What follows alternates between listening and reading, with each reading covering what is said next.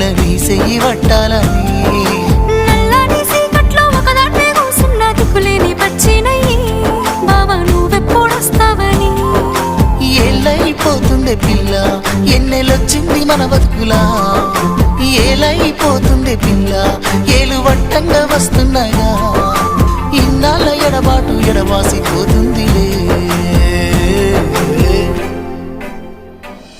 ఈ సీనయ్య గుండున్నదే సినదారా నీ కోసము